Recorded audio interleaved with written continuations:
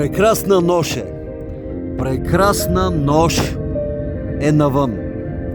Нашия Бог е създал уникална планета.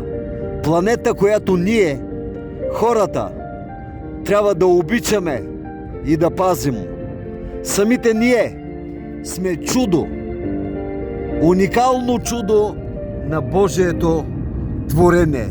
Това, което нашия Бог ни е подарил, живот, радост, е благословение, за което трябва да му благодарим. Аз благодаря на нашия Бог за всичките невероятни неща, които е направил. Благодаря му, че мога да пътувам. Благодаря му, че тръгвам и пристигам. И си спомням, в най-тежките моменти на живота ми, великия Бог. В бурите на този живот Исус е Спасител. В света тежат ни грях, хомот, но Бог е Избавител. Аз се моля на Бог, всеки един от нас, който има трудности в живота, Бог да му помага. Не случайно Бог, разговаряйки с нас, казва: не разчитайте на човек. Дори още по-силен е текста: проклет да е онзи, който разчита на човек. Да, трябва да имаме приятели, трябва да имаме роднини, трябва да имаме близки, но когато духовната мъка е в сърцето, само ние си знаем какво ни е.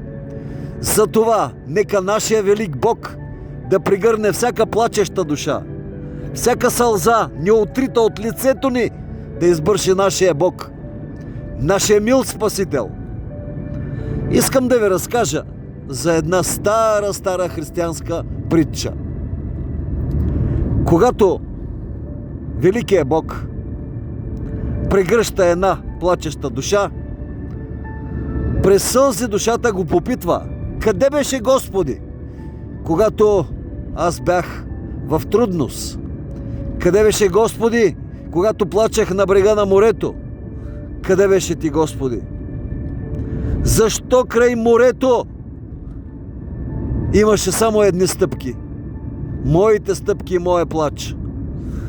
Тогава Господ нежно отговорил на тая душа: да, стъпките бяха едни, защото аз те носех в ръцете си и това бяха моите стъпки. Аз нежно бдях над живота ти и твоите дни. Нека нашия Бог да бди над всеки един от нас. Нека нашия Бог да бди над нашите дни. И ние да се отпуснем в Неговите ръце. Дойдете, всички, които се трудите и сте обременени, казва Господ, и аз ще ви успокоя. Нека винаги, когато имаме трудност, когато плачем, когато имаме нужда от съвет, когато се радваме, когато сме сити, когато сме гладни, да се молим.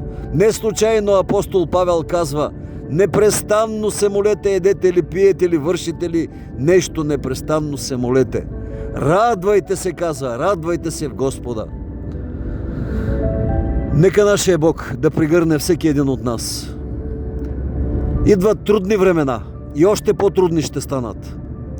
Но ако сме под ръката на Бога, Бог е дал обещание: млад бях и остарях, но не видях праведния да проси. Господ наш ще се грижи за всичко. Спомняте ли си Псалом 91? Който е под покрива на Всевишния и под сянката на Всемогъщия, нашия Бог няма да оставя никого. Не плашат ме нощни беди, ни оскъдност, нито болести, казва псалмиста. Благословени бъдете и нека великия Господ, милия Исус Христос, който умря за нас, идват великденски празници. Нека не само за лакомствата се сетим на масата и за показността, но и за това, че нашия Господ умря за нас. Да се молим за другите хора, които нямат, които са в трудност, които са в немилост, които са в болест, които са във война. Да благослови Господ целият този объркан свят, за който Той умря и възкръсна. И щом нашия мил Спасител възкръсна, то и мъртвите ще възкръснат и ще прегърнем своите близки. Благословенни да бъдете! Благословенни да са всички, които вярват в Господа Исуса Христа, за да можем един ден щастливи да се прегърнем с щастие, без сълзи в очите. Амин! Бог да пази България! Благословенни бъдете! Бог да благослови нашата родина! Амин!